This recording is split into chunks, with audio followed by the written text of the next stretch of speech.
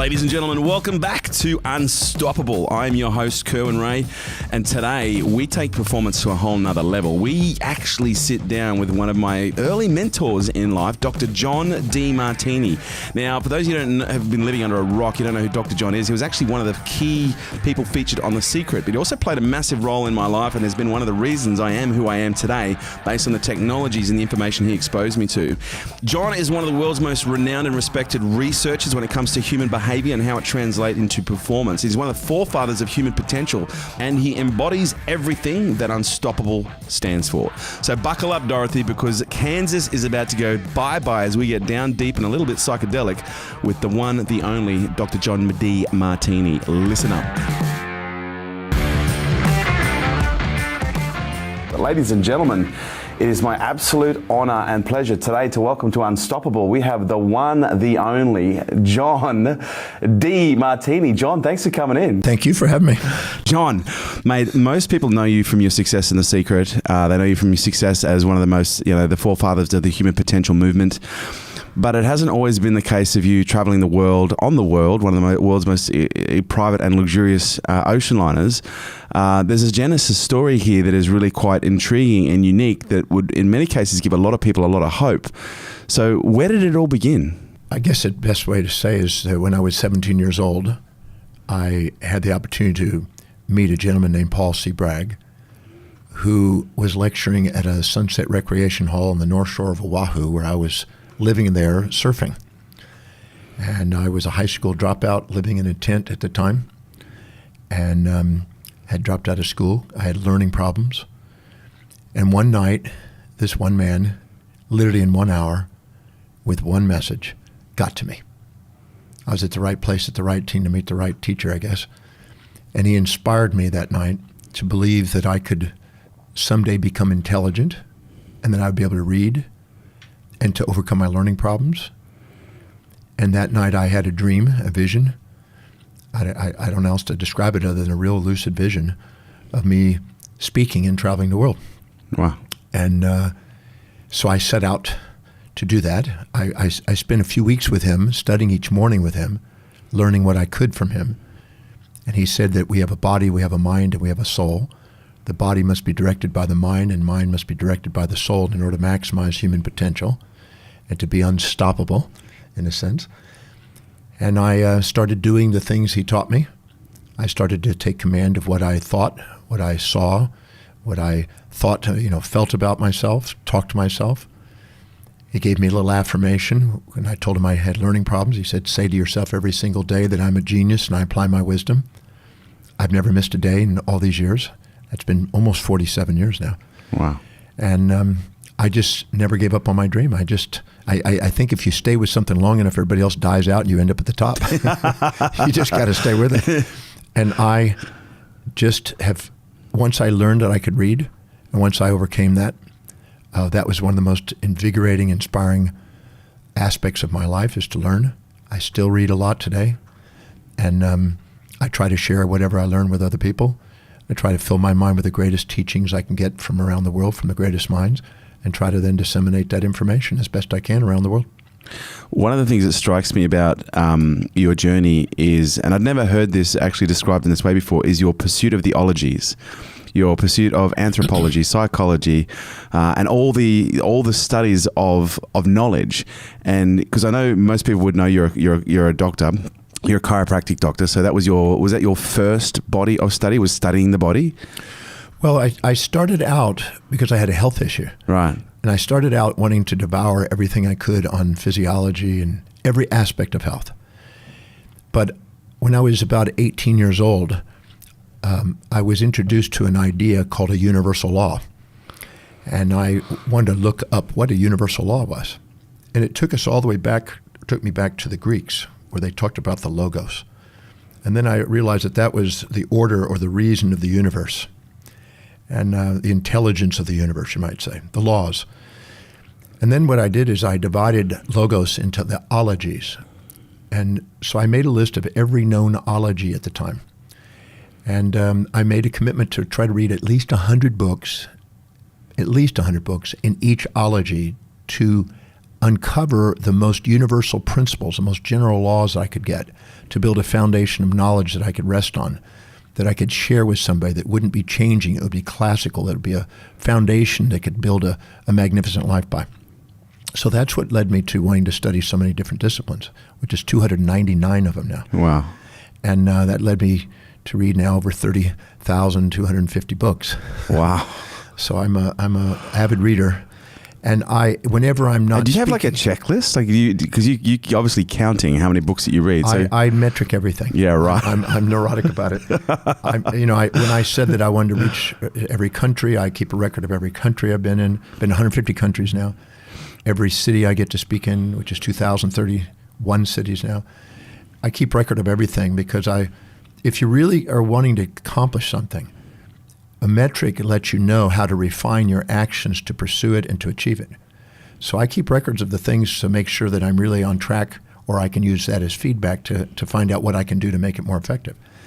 So I keep records of things because just for my own. I don't share those records with everybody, but I just do it for myself, just so I know that I'm on track and that I'm accomplishing what I set out to do. Because if it's a fantasy that I'm pursuing, I'll know by my efforts and my outcomes. And if it's something truly objective, that I'll see it in the results.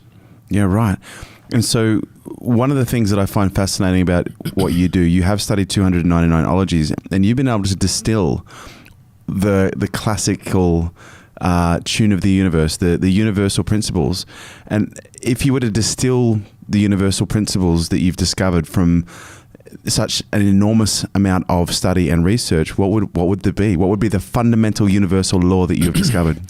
Well, the most universal law out of all the studies that I've come across is actually the law of the one and the many. Oh, I like this. And I'll give you some analogies. Yeah, right. Gravitation is a radial attractive force from infinite many into 1 over infinity space, a singularity. Right. So that's from many to one. But at the same time, radiation, which is its inversion, is going from point source out into infinite radii, Yeah. 1 to many. So gravitation and radiation, which are two very important forces of the universe, are involved in that. Just like the strong nuclear force is attractive. It's gluons that are holding the quarks together. And the weak nuclear force is actually a separation of electrons or positrons from the nucleus. So one is attractive and repulsive again, towards or away. When you are looking for a relationship and you're dating many people, you're looking for the special one. But once you get the one, you're wondering about the many. So the law of the one to many. So I'm just a particle. shows itself in every discipline so far that I've studied. Chemistry is attractive or repulsive. It's nucleophilic or it's electrophilic. And you have every discipline follows that law, whether it be mathematical, integration, or differentiation, or whether it be social, political, where it's monarchies and democracies, or whether you have anthropology, where you have the out of Africa hypothesis versus the multi-regional hypothesis. That is, in every discipline that I've studied, the law of the one and many is the most universal principles. That's moving what I call towards the synthesis and synchronicity of complementary opposites, as Heraclitus described, moving towards oneness, or the separateness, the synthesis going into the diathesis and diachronicity of opposites. So these two mechanisms, Parmenides describe it as the law of love versus strife, or the law of unity versus diversity. But that law is applied, and it can be applied to everything. We have one essence of soul and many personas that we play. And our job is to integrate the personas into oneness so we can have the biggest influence on the manyness. So this law, I've yet to see violated. It shows up in quantity, quality. It shows up in similars and differences. It shows up in every discipline. So that is the most universal law so far. The synthesis and synchronicity of opposites, which is love, to the diachronicity and diathesis of opposites, which is judgment. Right.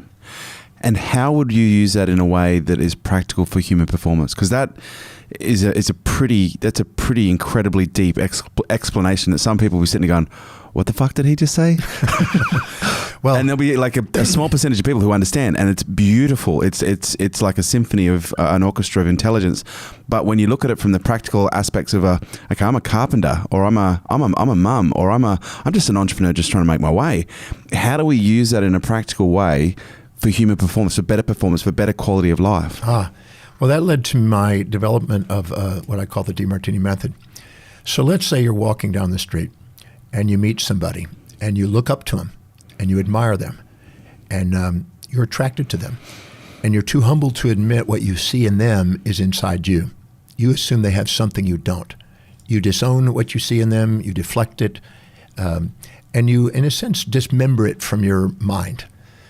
In the process of doing that, you put them on a pedestal, you put yourself in a pit, you exaggerate them towards an expansion, and you minimize yourself towards a contraction. Expansion, contraction, radius versus gravitas.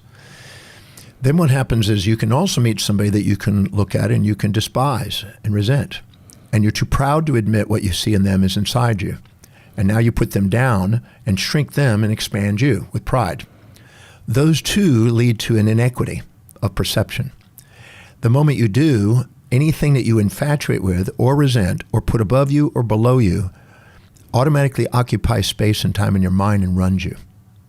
So your mind has noise in it because what you've done is when you're infatuated, you're conscious of the upsides, but you're unconscious of the downsides. When you're resentful, you're conscious of the downsides, you're unconscious of the upsides. The moment you have a conscious and unconscious split, you divide your mind from one to many and disempower yourself. The personas. You put your personas on, which are masks, pride mask or shame mask. This isn't you. This is the false you, the facades that you cover your body and mind with. The moment you do that, you disempower yourself because you're disowning parts of that. The truth is you have everything. You're both hero and villain. You're both saint and sinner. You have both vice and virtue. So putting people up or down instead of putting them in your heart is a disempowering act. So judgment disempowers us and allows us to get to the Peter principle of incompetency of managing our perceptions and actions in life. So by using the law of the one to many, you going in there and you're owning the parts, whatever you perceive in them. I ask people, go to a moment where and when you perceive yourself displaying or demonstrating the specific trait, action, or inaction you perceive in them, displayed and demonstrated by them within yourself, and identify where it was and when it was and who you've demonstrated to and who perceived you that way, and own all the parts. Then you level the playing field. You're not above or below people. You have now equanimity and objectivity. You're seeing things for the whole, not the parts. And you're re-empowered, and then you've extracted from your misperception a fuel of opportunity to go do something and transcend what you were judging. When you do, you now function from a higher level of performance, a transcendent state instead of an eminently emotional state. And as Warren Buffett says, you can't manage money until you can manage your emotions. And transcending the emotions are what allow you to manage money, manage leadership, manage relationships, manage health.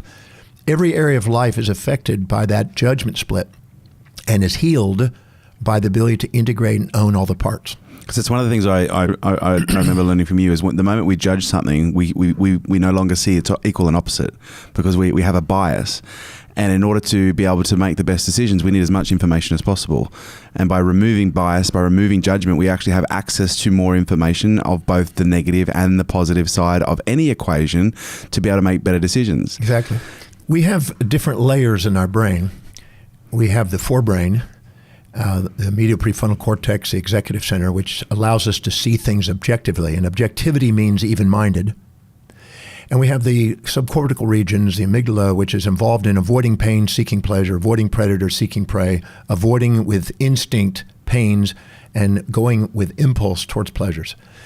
This, in order to survive out in the wild, that part of our brain had what they call a confirmation biases and disconfirmation bias with a positive slant, a positive, you might say, bias to make sure we were protected from predators eating us and for preys getting away from us. So we exaggerate with subjective biases all the way to infinity over one and one over infinity with our perceptions when we're highly emotionally charged, and we distort our reality. And to the degree that we distort it, we don't see the magnificence of it, then it runs our life. There's a hidden order in our existence. And when we actually see things in a perfect balance, we access the hidden order in our apparent chaos. And whoever has the most order is the one that gives the orders. They're the leaders. They're the ones that have the most certainty. But the second we have the subjective bias distorting our reality, we're caught automatically being run from extrinsic sources exogenously instead of actually being intrinsically called towards a purpose in life. And that's why purpose, telos, the calling, the métier, or the primary objective, the mission in life, which takes us into our executive center, gives us the mastery of our future. Instead of being a victim of history, we become a master of destiny. One of the things that I also gleaned from you was the how we develop and retain charge, which often happens as as a response to an emotional bias.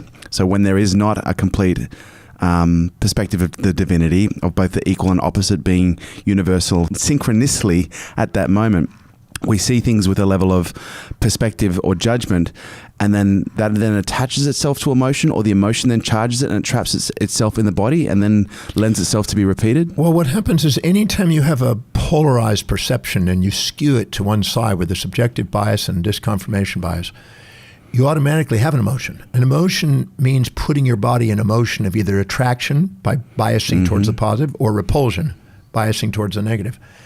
Those emotions are literally impacting anything that we perceive as more supportive or positively charged. We activate our parasympathetic nervous system. If we see it more negatively charged, we have our fight or flight sympathetic nervous system. Those nervous system divisions create acetylcholine and norepinephrine. They go down to receptors called cyclic AMP and cyclic GMP to the sympathetic and parasympathetic. They create kinase and phosphatase enzymes that then cause methylation, acetylation of DNA and histones, which then cause an expression of cells to change. Those cells cause an expansion, contraction, or a movement to the periphery or into the center, and those are felt on tonofibrils and fibers inside the body and tissue as tensions or compressions. And we actually feel physiologically what we're perceiving in the outer world. So many times when we have biochemical imbalances in the brain, which the pharmaceutical industry wants you to believe is just imbalanced for no reason, but it's actually imbalanced because of the perceptions we have. That's why the quality of the life is based on the quality of the questions we ask, which makes us aware of the unconscious, which allows us to see things fully conscious and free ourselves up for the emotional baggage that we carry around that runs our physiology and distracts us from empowering our life. So if someone's carrying around some emotional baggage and they're going, well, you don't understand. This is bad. This was a terrible event. You don't understand. You don't have my perspective. Where's the first place that you start to get someone to see the greater order so that they can become the one who is giving the orders versus the one who seems to be receiving them? Well, our amygdala is trying to avoid predator and seek prey. And it wants to blame things on the outside and look for saviors on the outside. That's one of the reasons why religions have done so well and pharmaceutical companies have done so well. They can blame a germ or blame a disease and give some sort of solution on the outside. Instead of having people be accountable, which means to be able to bring a balance sheet into their perceptions, accountability to their perceptions. That's the master. So the majority of people want to be, think that there's a perpetrator out there or they're some innocent victim of some event. But the real truth is that there's nothing there except a misperception. And I've been blessed to work with all types of things. I had a lovely lady who was an Israeli leader, and I had on the opposite side of the table a Palestinian leader just recently. Wow. Holy wow. And the Israeli leader was charged at the person across the desk there. And I was to mediate this. And she said, Dr. Demartini, do you believe in absolute evil? And I said, absolutely not. And she said, well, I do. And I said, well, that's probably why you're having difficulty making resolutions. And I said, what exactly? Let's define the individual. So give me an individual that you think represents that. And she's looking across at the table and she basically doesn't say his name, but I have one. And I said, great. Now, what specific trait, action, inaction does this individual display in your perception that you perceive to be, resenting, that you resent and you despise, that you think is absolute evil? And she said, well, intolerance.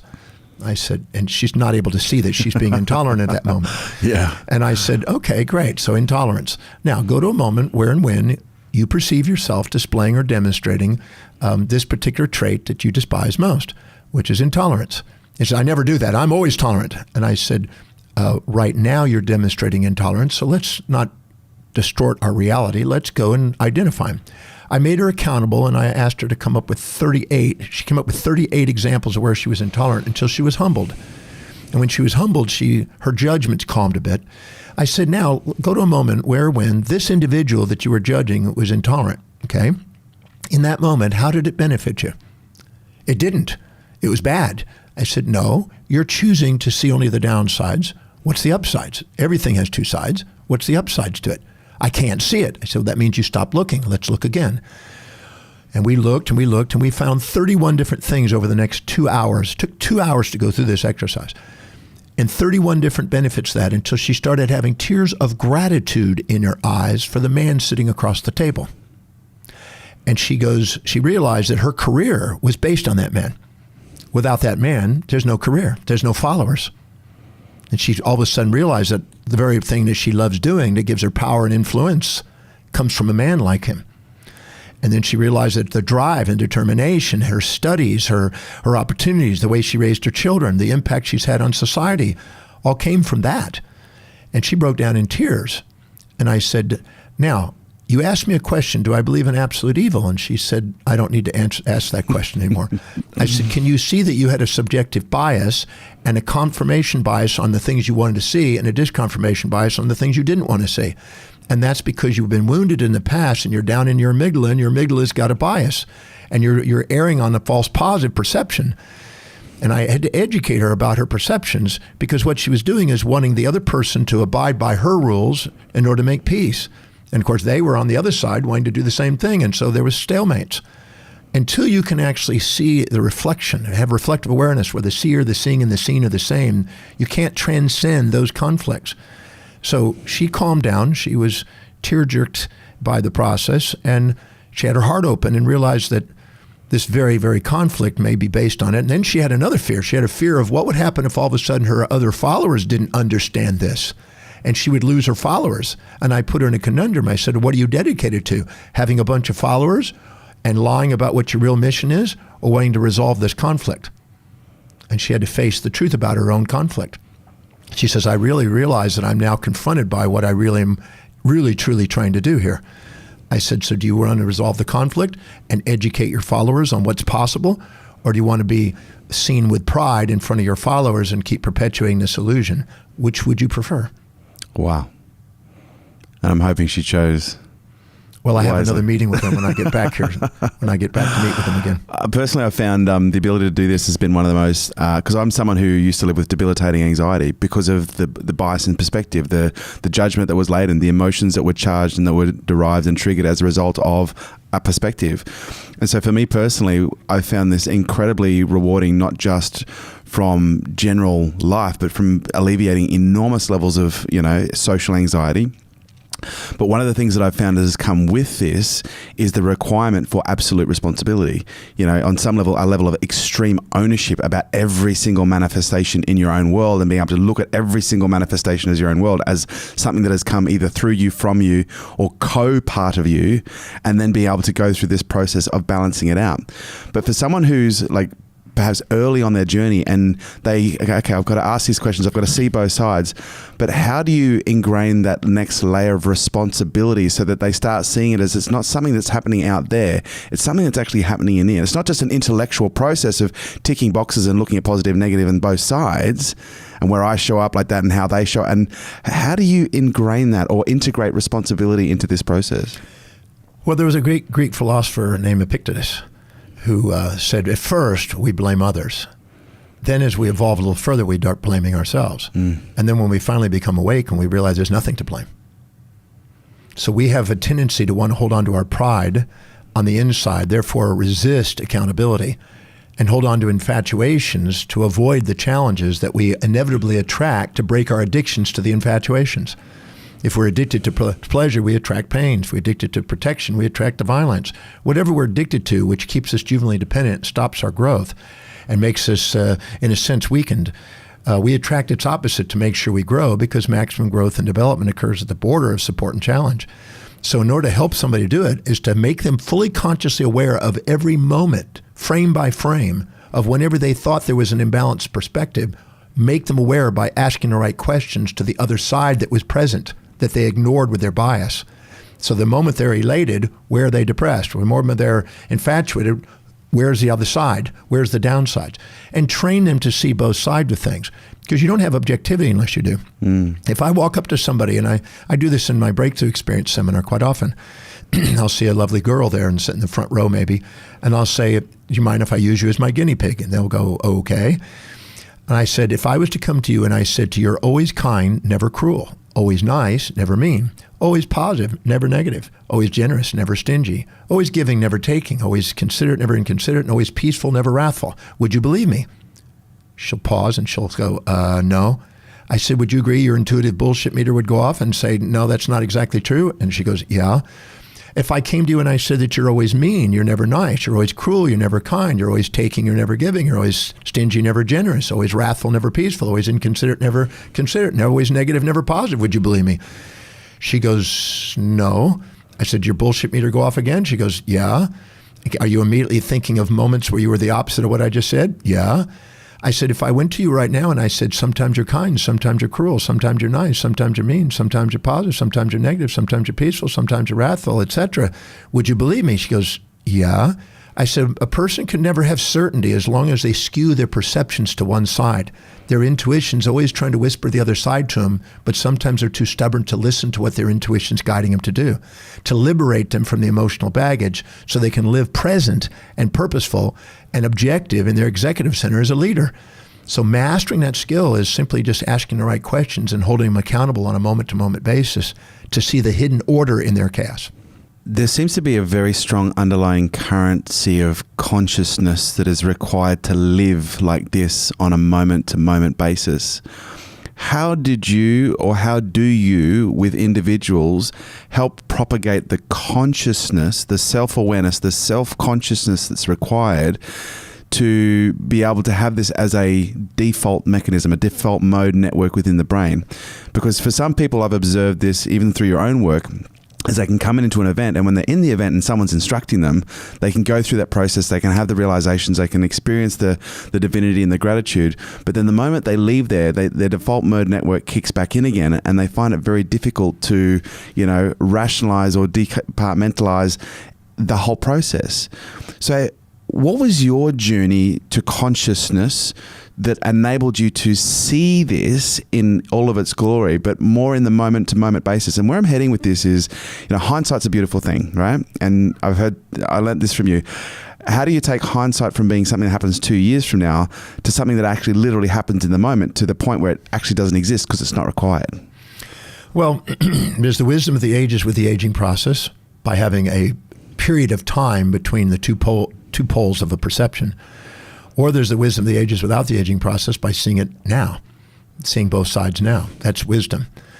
Wisdom is the instantaneous recognition that crisis has blessing, and the two sides are always present because they're entangled. Just like in quantum entanglement, particle and nanoparticle are inseparable, even though they could be thousands of miles away. They're still inseparable, and they function as a unit.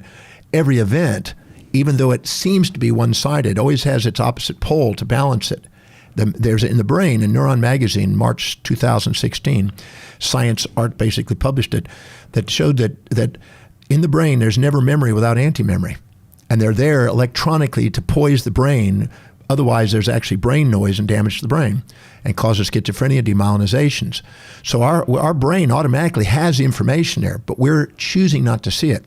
So it's the training. It's like any training, just like the martial arts of, Bruce Lee. He practiced and practiced and performed, and Michael Jackson, same thing, and Michael Jordan, the same thing. And they sat and practiced and practiced and practiced. I think that when people come up to you and say, oh, you're gifted, it's not really true. It's like Michelangelo when they asked him how he did the great paintings. If you saw how much work I put into it, you wouldn't think it's so great. The real truth is it takes the mastery and the work of doing it and practicing it. The difference between an amateur and a professional is one is practicing in between the performance, one's practicing at their performance. It's the willingness to have a purpose for doing so. If you really saw the significance of how mastery could help your life in the 7 areas of life, and you had it high enough on your values that there was nothing else more important, you would master it. But if you have other things that are more important, immediate gratifying pleasures that you seek or whatever, instead of mastery, then you won't myelinate that higher advanced part of the brain. The lower brain has larger diameter neurons that fire faster for emergencies in case of predator and prey. The higher part of the brain has more refined and smaller neurons, but they become myelinated and used and speed up their conduction if they're used. But if you don't fill your day with high priority actions that inspire you, your day will fill up with low priority distractions that don't. If you don't fill your day with absolute mastery of seeing both sides of things, your brain will automatically go into subjective bias. It's simply a training process. And it's like any other skill. There's no human being that can't master it. They just have to have a high enough value on mastering it. Is there a practice below the practice? And I guess what I'm referring to here is like mindfulness, meditation. Because to me, one of the things that I've found to be supremely helpful with my process, with my journey, with my ability to be able to do this, from a moment to moment basis, is by practicing and fostering and propagating a level of consciousness through practice. Meditation every single day, twice a day, or whatever the practice is. Is meditation something that you think it plays an important or a key role in this process? I got introduced to meditation, alpha meditation, in 1972. Right. I then studied a variety of forms of meditation. In 1975, I studied TM meditation with Maharishi. I had many different Indian gurus that I came across over the years that taught different forms of meditation. I learned a little of everything that I could. I studied the physiology of what the mind does, the breathing mechanisms. They all have a place, as long as you're using it for integration and not escape.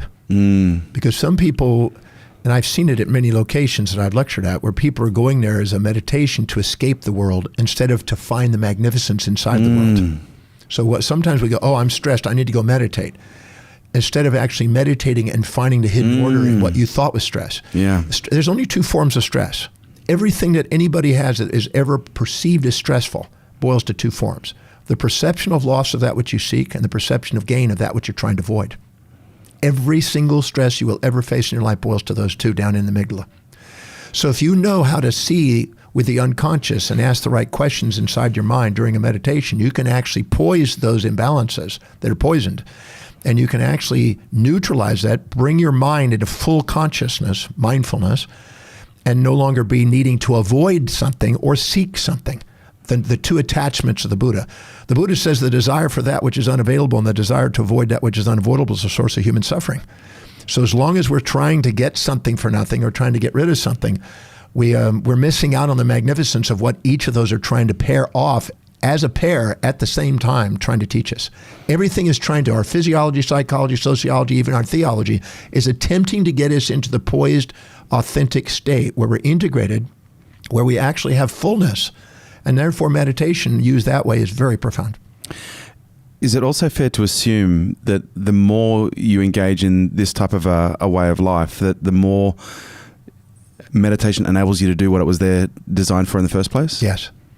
Because eventually you realize that when you see Because meditation wasn't really designed to relieve stress, was it? No.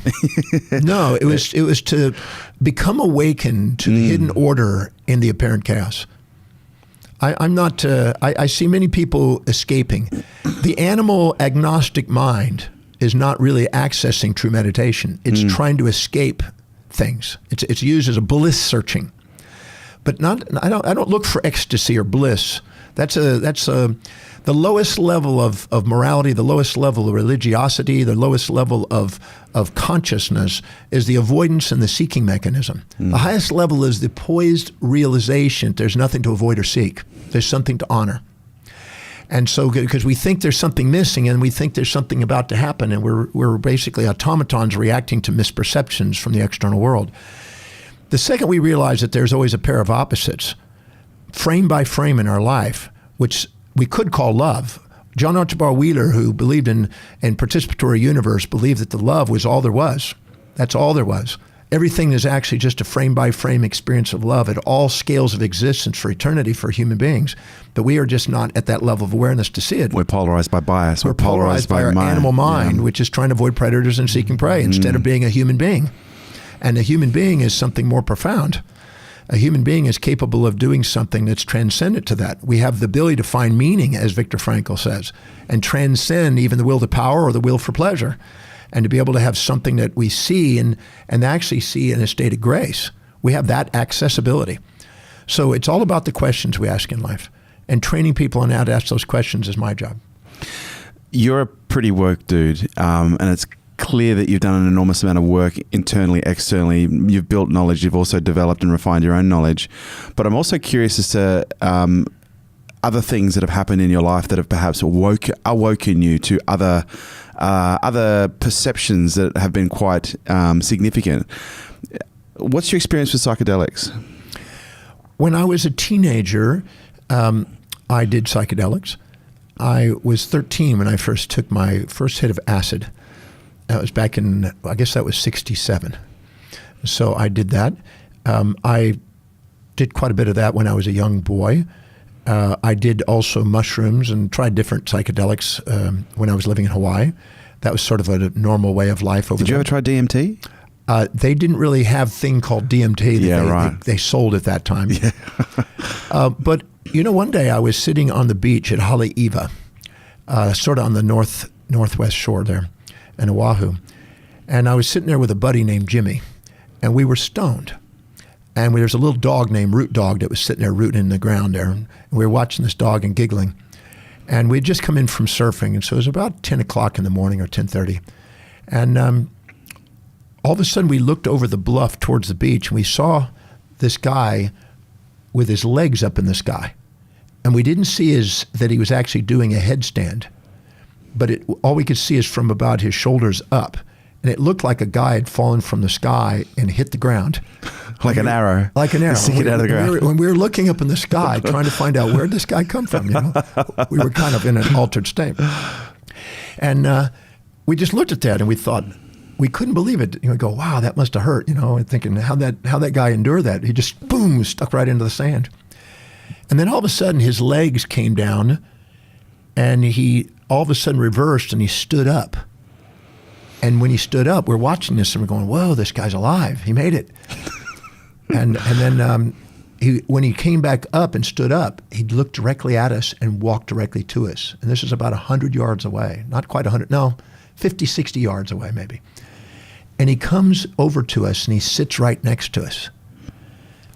And we're all stoned. And when you're stoned, if you put your hand on the side of your face where you can't see him, he can't see you in your mind. And he looked at us and he just stared at us. He said, "You guys are high, man?" And he go, "Yeah, we're high." And he goes, "Really high?" And he go, "Yeah, we're really high, man." And he goes, "Would you like to get even higher?" And I go, "We're like, well, yeah, man." He says, "Then learn how to meditate." Ooh. And I said to myself, what the hell's that? Yeah, right. And he introduced me to meditation at that point. And it was shortly after that I nearly died. And then I met Paul Bragg and he introduced me to meditation. I've never done a drug. I've not had one drug, not one aspirin, not one antibiotic, not one drug in my body since that day. Wow. So I don't, when I learned what I was capable of doing with my mind consciously, I transcended the need for external needs. I'm not saying that they didn't have a place. They were a journey. They expanded my awareness to what was possible in my mind. But I have absolutely no desire for that today because I realize that I have the power to do all of that. Every single thing that I was able to access, I can do consciously now. Do you think psychedelics play a role in the third wave of the awakening? Because they're saying that psychedelics are now making a resurgence, not just from a consciousness perspective and an awakening perspective, but also from a performance perspective as well. Microdosing is becoming quite popular. Well, the gentleman that's really initiated as a guy named David Nutt is at the Imperial College in London. I've had time to spend time with him and we've had conversations. We met on a plane actually, and he was going to help me with a research project on my method, on what it can do to access these states. But he is very much a promoter of that if it's used wisely. I can't guarantee that everybody's using it wisely. Yeah. I can't guarantee that you can always govern and control exactly what you're going to experience. And I can't guarantee that you can't get caught in some manic pursuits of euphorias and then get bipolarized from that. But if used wisely, I think, and understood what it's doing, I think that could have a place. But again, I've been able to access each of those states without having to take something to do it. So now that I know what I can do in my own mind to access those regions of the brain, I have not found a need for it myself. But I think that many people are going through that experience and they'll experience it and they'll learn from it and they'll realize what it's capable of doing. But you will also have some vulnerabilities because sometimes it's not necessarily, you don't really know what you're about to experience. Yeah. Depends on the setting. Yeah. I had a gentleman that went for a ayahuasca journey in Peru and went down the river and found himself vomiting on the edge and falling into the river and got bit by a bunch of piranhas. And then he ended up having nightmares, and this whole experience was not so fun. Oh, wow. So that's not fun. You want to make sure you're in a governed environment where there's a place for your mind to not be distracted, because you can be psychiatrically split by that also. Yeah, right. Because I found it quite interesting as a tool to introduce to altered states. Yes. And then I discovered holotropic breathing. Yeah. And I started using holotropic breathing, and I couldn't refine it until one day I got my technique down. Then all of a sudden I was like, oh my God. Holotropic breathing can bring some breathing techniques, consistent holotropic breathing or consistent breathing in certain gradations it can govern certain parts of the brain. So there's ways of doing it without having to take the drug. And because what they are is analogs inside our normal chemistry. And we have access to changing those chemistries. I'd rather find out what is the psychological perspectives that activate the different chemistries, and to be able to have conscious mastery of that personally. That's what I've been studying. I've been studying the brain for over 45 years. And I'm more interested in knowing how a perception, a breathing technique, a ratio of perception, what are the transmitters that are being turned on and turned off, and learn how to do it consciously. Yeah, I think that the shamanistic, animistic stages of religiosity was an early stage, and it helped increase linguistics. It helped us expand what's possible, but we can also get trapped in a bipolarized state if it's not been governed properly. Agreed. Purpose. You talk a lot about purpose, and how when people aren't on purpose, at the moment when you are full of purpose, you will feel your life full of purposeful and meaningful things that will inspire you and lift you up and give you the energy that's required. I find it fascinating that once I learnt and I tapped into purpose, motivation. I've never had to read another motivational book again. People say to me, what do you do to get motivated? Like, I fucking wake up. It's like once it's instilled within you, there is no longer this external requirement for you to be fed, prodded, pressed, supplemented in order to feel that way. But one of the things I find really interesting is most people go, well, so how do I do it? Well, you got to connect with something greater than yourself. Like, what is your reason for being, your purpose? And you are fundamental as one of those teachers that helped me really connect with that. But when you're working with someone who's like, dude, I don't know what I'm here to do. My life is full with stuff that is unmeaningful, and I am unmotivated, and I am unfulfilled. Where's the best place to start to help someone really identify and connect with, why am I here? Is there greater meaning than just my fucking current existence? Well, every individual, regardless of gender, age, or culture, lives moment by moment with a set of priorities or values. Things that are most important to least important in their life. I have a high value on research and teaching, traveling. I have a low value on cooking and driving. I haven't cooked since I was 24 and I haven't driven in 29 and a half years. Yeah, right. So I learned a long time ago, don't do low priority things or you'll devalue yourself. Stick to the things that are most inspiring if you want an inspiring life, and delegate the rest, which gives you the accountability of going out and doing something that serves people to earn the income to delegate. So if you're not living by the highest priority... If you've just listened to that, rewind that and listen to that again. Sorry, keep going. If you're not filling your day with the highest priority actions that really call you, inspire you, your life is going to fill up with low priority distractions as a feedback mechanisms to self-depreciate you, to associate pain with things that aren't important to you, to try to guide you back to what is. So self-depreciation and negative thoughts and fears and things are not enemies. They're feedback mechanisms guiding us to what's true for us. So whatever's highest on our value, we're spontaneously inspired from within. That's our calling. Our highest value is our purpose. Our purpose is the most effective and efficient pathway to fulfill the greatest amount of voids with the greatest amount of values. And the voids are all the disowned parts because of our prides and shames and judgments of the past that are stored in the subconscious mind that are trying to vie for attention with our intuition back into our purpose. So the second we live by our highest value, we automatically have the calling, the métier, the primary objective, the end in mind, the most meaningful pursuit, most inspiring pursuit we have. And we don't need motivation again. I don't need motivation to get up and do research and teach and do what I love doing. I'm not a motivational speaker. You're not a motivational speaker. The motivational speaker uses rhetorical persuasion to get people to do things with pleasures and pain stacking to get them to do something they don't want to do, to try to sell what they want to sell. A real inspiring teacher, in my opinion, is somebody who is helping people access their own highest values so they can set sail as captain of their ship and master their fate according to their own calling to make a real difference, because you can't make a difference subordinating and living in the shadows of other people in conformity. You can only do it by standing strong, independent, and creating an original idea that serves people by being original in your thinking. And that comes from living authentically according to your own unique values that are fingerprint specific. So I'm getting the sense intuition and purpose are intrinsically linked. Intuition is trying to make you conscious, fully conscious of the unconscious at the same time of the conscious. So if I'm infatuated with somebody, my intuition is trying to point out the downsides. If I'm resentful to somebody, it's trying to point out the upsides. So I can see both sides so I can love the person. Because if I can't love them, I'm not loving me, and I'm distracted by those emotions of pride, shame, infatuation, resentment. Those are the impulsors and instinctors that are distracting. All distractions are impulses or instincts that are trying to seek or avoid something, that are elusive. So the second you intuitively listen to the unconscious and make it fully conscious, you're liberated from the bondage of those emotions, which are the animal nature. You're liberated from the lower flame, you might say, of the kundalini of the Indian mystic, and liberated into a moksha or liberation or satori of the mind.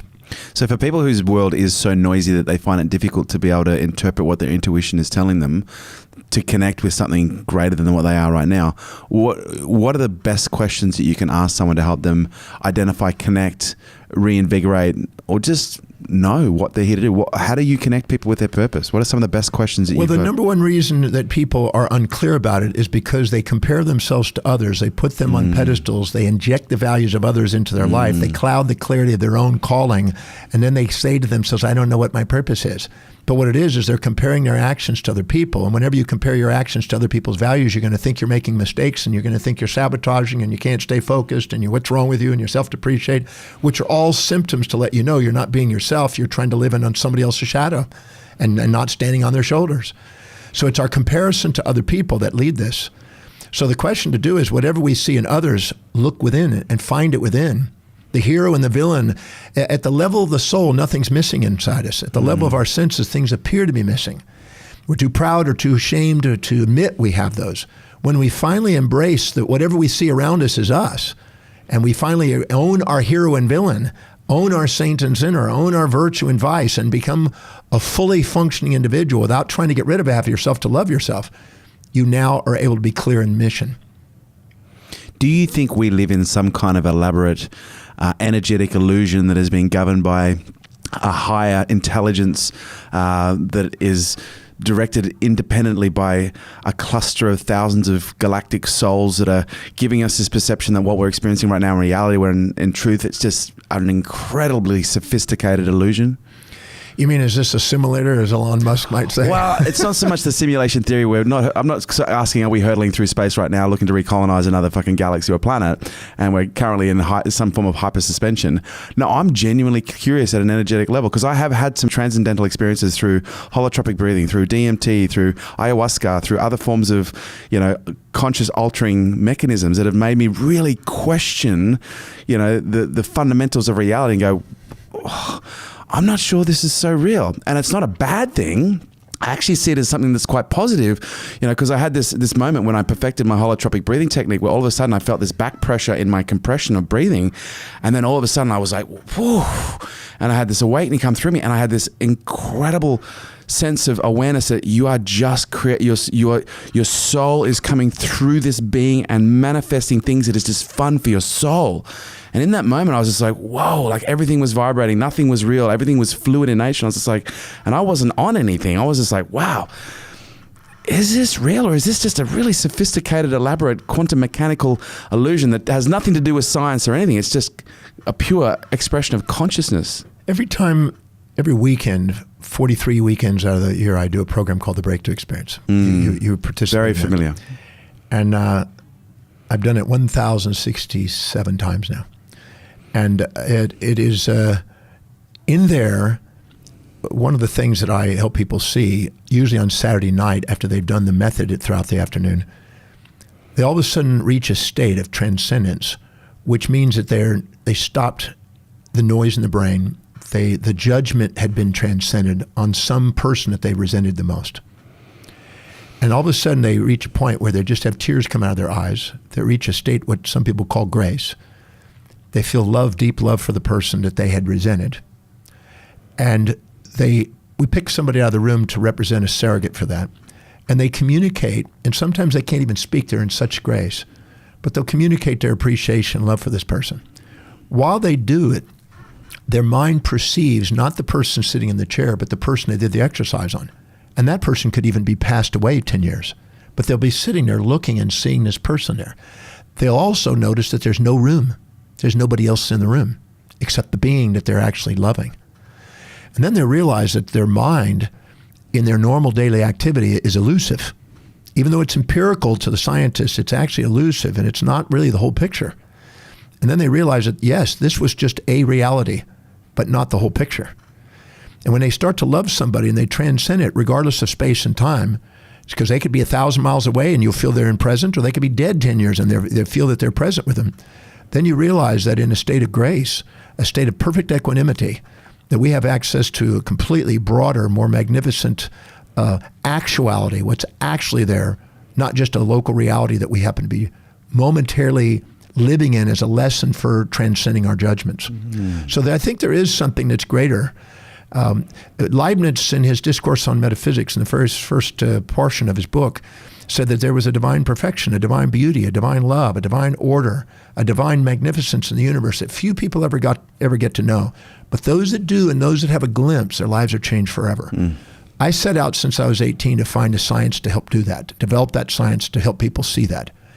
But I do believe that there's something that is definitely more transcendent in our day-to-day lives. But most people are caught in their impulses and instincts and survival mechanism instead of a self-actualized thrival mechanism, and realizing we have a vast contribution to make on the planet.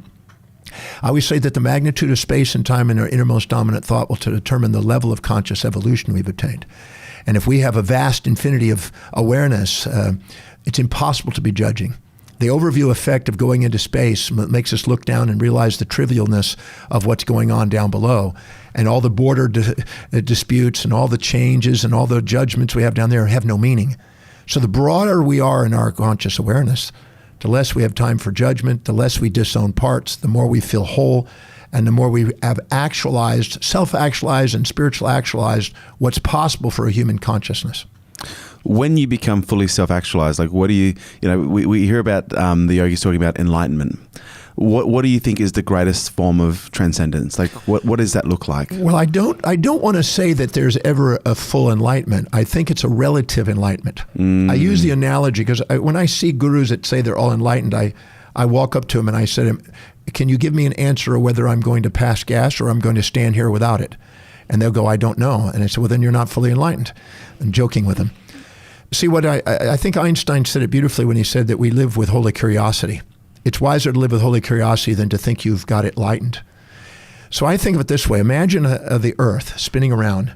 Now, it's about 8,000 miles in radius, and it's about 24,000 miles in circumference, right? And so if you look at that, the little guru that's sitting in the lotus position, going around like a hamster wheel around a hamster cage, going around and saying, I'm enlightened, I'm enlightened, I'm enlightened. If you see that, you realize he's actually trapped on a planet, and he's very stuck in a little domain. If he goes out too far, he'll explode. If he goes in too far, he'll implode. And he lives in a very limited thing with his visual, his auditory, his smell. He's a very finite little world. Then imagine from the sun looking back at the Earth, 93 million miles away, 1 astronomical unit. You can't even see the Earth. So from the sun's perspective, that little guy on the planet's not visible. So his awareness is an infinitesimal. Then if you go to 28,000 light years away, and that's 86,400 seconds a day times 365 and a quarter days. And then you multiply that times 28,000, and that tells you how long it takes to get to the Milky Way at the speed of light. And you go there and you sit there and you can't even see through the gas and dust and the cosmic hydrogen. You can't even see the solar system, let alone the little planet. And so the person that's going, I'm enlightened, I'm enlightened, I'm enlightened is an infinitesimal nothingness. Then if you look at the Laniakea supercluster that our particular Milky Way is an infinitesimal speck to the center of the great attractor in the middle of that, we don't even exist. We're not even visible in our Milky Way. So when somebody says they have a universal awareness, I say That's delusional. That's an exaggerated pride. It's wiser to live with holy curiosity and continually dedicate and focus your attention on seeing what you can learn today. Something that I've also taken with me from you is the law of thermodynamics. It's not your law, but it was something that was highlighted by you in a really practical way, where energy isn't created or destroyed, it's just constantly changing form. And I know some philosophers have gone on to say by the thought that would be actually controlling it. Where I found this incredibly helpful was when, we experienced the perception of loss. Because I know one of the things that you do is you've dealt with a lot of people who have lost loved ones and they've been experiencing incredible levels of grief, yet you've been able to bring them to states of complete gratitude with tears and grace, pouring through them to be able to see that the person hasn't actually left, they've just changed form. How do you explain that to someone? In a nutshell. That particular method, I've done 3,571 deaths now. Right. And at Keio University in Tokyo, they're doing a study on it. They've done 2 pilots now on it, and they're doing a write-up study on it right now because they didn't know how this could be done. They didn't believe it was possible, and they've seen it now live. I've used it at the Christchurch earthquake. I've done it at a tsunami in Japan and Ishinomaki. We did it recently at the earthquake in Japan again. They bring us in to help resolve some of the griefs with people. What happens is grief is a perception due to perceptions of loss of that which you're infatuated with, or the perceptions of gain of that which you are resenting. So when people talk about their grief and you ask them, what are you grieving? They will always make a list of the things that they admired about the person that they miss. They will never tell you the things they despised that they miss. Because you don't have a grief over the loss of things you despise, you have relief. And relief and grief are entangled poles of one magnet inside the mind that makes up love. So anytime you're infatuated with somebody, you're going to grieve their loss. When America was celebrating the loss of Saddam Hussein, the people that loved Saddam Hussein were grieving over in Iraq. So if we resent him, that we're going to be relieved, celebrating. If we're grieving him, it's because we had an infatuation with what he was and we're missing the parts we admired. So it's purely a ratio of perceptions that cause these responses. That's why I don't pay much attention to them, because I know they're just incomplete awarenesses. So what I do is I make them aware of the unconscious and find out what is the downside of the traits that they admired and level the playing field. And when they do, the grief goes. And I show them that whatever the trait was that the person had and displayed, when they die, it gets dispersed in a variety of other people. There's a conservation of the traits. And at first they go, what do you mean? And I make them accountable. I say, okay, the moment your mother passed 6 weeks ago, what is the trait that you miss? What's the behavior or the action or inaction that she displayed and demonstrated that you admired that you now miss? Well, I miss her cuddles or her guidance or her hugs or her sense of humor, they'll usually say. And I'll say, okay, now the moment she passed, from that moment till today, one or many, male or female, close or distant, self or other, who is now displaying those traits? And we go through and do a quantitative analysis of where it is and people that have increased it or showed up back in their life that's now demonstrating it. And to their surprise and to their amazement, it's not missing. It's just dispersed from one to many. The law of the one to many again.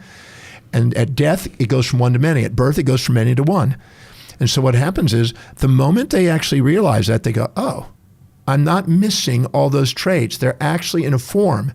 And what's interesting, those forms that are there are more in line with their highest values than the previous form, which makes them realize that they're consciously participating in that transformation.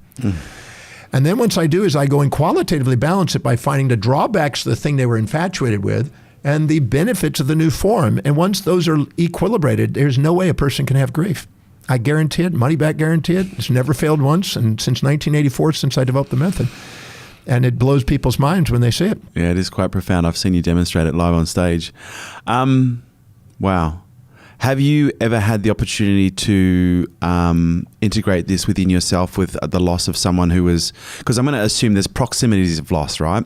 If it's one thing to lose perhaps a great grandmother that you maybe, saw once every 12 months at Christmas time versus, your mum who perhaps you've been a little bit, disentangled from for some time versus losing, like a child at the age of 7 or 8 or 12 or 13 or a partner like on the day after a wedding or something like that. Have you experienced within yourself that this process requires the level of application of this process really will be determined by the proximity of that connection?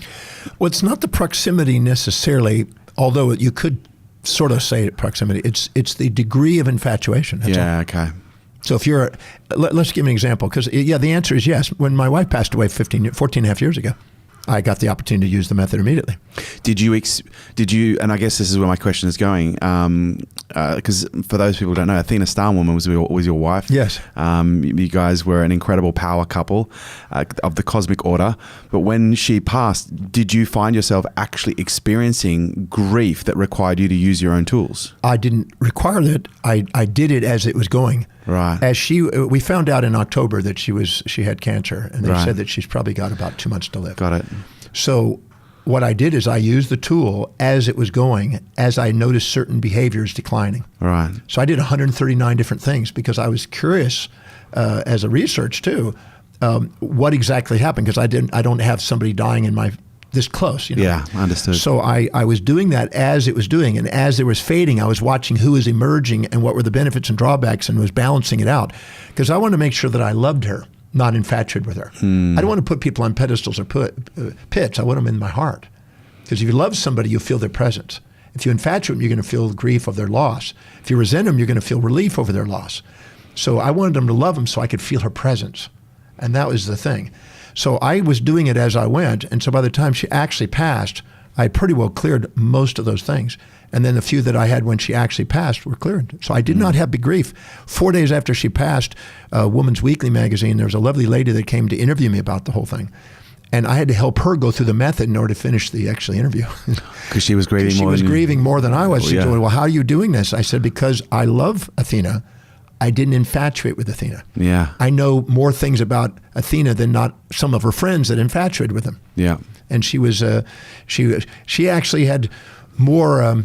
It was amazing, actually, because when I asked her, when she was actually about to be told that she's got 2 months to live, I said, so how do you want me to respond? Would you like us to go for a second opinion, third opinion? What would you love to do? And she said, I just want you to love me the way you've always loved me, nothing more. And I went, wow. And I said, okay. She did not have a big reaction to that, which I thought was amazing. And I said, okay, she's embraced this reality. She's not going to fight it. The doctor said, even if you tried some things, it's probably not going to do anything except cause more aggravation on the departure. And then about 6 weeks before she passed, we held hands. I remember the medical doctor was there. We held hands. And she said to me, we just held hands. It was one of those tear-jerking moments. It wasn't a sorrow. It was a gratitude for all the things we had gotten to do. She said, we've climbed the Himalayas, we've climbed the Andes, we've climbed the Rockies, we've climbed the Alps. We've been with royalty. We've lived on a most amazing yacht. We've had penthouses. We've met with leaders. We've done movies together. We've had an amazing life. Thank you for being my star man. And I said, well, thank you for being my star woman. And she said, it's time for you to now find you another new young star girl, because your star woman's about to go on. And it was one of those moments you just embraced each other. It was a very loving moment. And then she just was able to handle that. I mean, sure, she had some moments where she was attached to things and having difficulty, but it was a great opportunity for us both to see what love was about. Wow. John, I can say wholeheartedly, I absolutely love you with my whole heart. I'm eternally grateful for all of the lessons, the awarenesses, the gifts, the impact that you've had on my life. And you'll never fully be able to truly know what it is that I'm saying right now, but I'm sure on some level you feel it. But I would love to pay it forward in some way. You've written so many books. I wouldn't know where to start, but if someone was wanting to find out more, you've also got the breakthrough experience. You've got the Imperience experience. Are you still running Imperience? Oh, yeah. You've got also... There's 10 of those. Like nothing else. But for someone who's wanting to explore more of your work, where's the best place to start? All they have to do is go to the website, drdmartini.com, and just let their conscience go for a ride, because I think there's all kinds of things there. There's all types of interviews. There's thousands of interviews. There's events. There's products. There's YouTubes. I think a person could stay on there and be educated for probably eternity. One last question. What do you want to be remembered for? I really believe that there's a magnificence in the universe that few people actually get to see. And I wanted to make a contribution and develop a methodology to help people see it. Wow. And that's what I'm trying to do with Breakthrough Experience. The Breakthrough Experience is not just another rah-rah kind of thing. It's my life's work trying to help people get a glimpse of the magnificence of who they are and the universe that they're in. And as Leibniz said, those that do, their lives are changed forever. I don't want people to be motivated, just like you said. You're not motivated. You're inspired from within. You're intrinsically called. I want people to access that, because when the why is big enough, the hows take care of themselves. The rest of the stuff falls into place. I want them to be able to say at the end of their life, you know, when you ask the question, did you do everything you could with everything you were given? You want them to say, I friggin' did it. Well, I'd say you've succeeded in your life's purpose. Now it's just a matter of, I guess, scale. And for those people who are listening, absolutely highly encourage the Breakthrough Experience. I think I've done it 3 times now. And even just sitting here talking to you now, I'm like, shit, I think it's time for a tune-up. It keeps evolving. I have no doubt, because you obviously keep evolving. You're organic in nature. But John, thank you so much for coming to Unstoppable. Really appreciate it. For those people who want to find out more, drdemartini.com, Breakthrough Experience, and everything else on there. Thank you so much for your time, John. Thank you for the interview. Lovely. Pleasure. There you have it, guys. Thanks for tuning in to Unstoppable with me, your host, Kerwin Rae. And do me a favor, don't forget to drop me a review on iTunes. Would love to hear what you think. I love reading what you guys have to say, and your reviews make sure we keep creating killer content just like this. If you want to stay up to date with me and all my movements, please jump onto the website kerwinrae.com, and also check us out on social media at Kerwin Rae.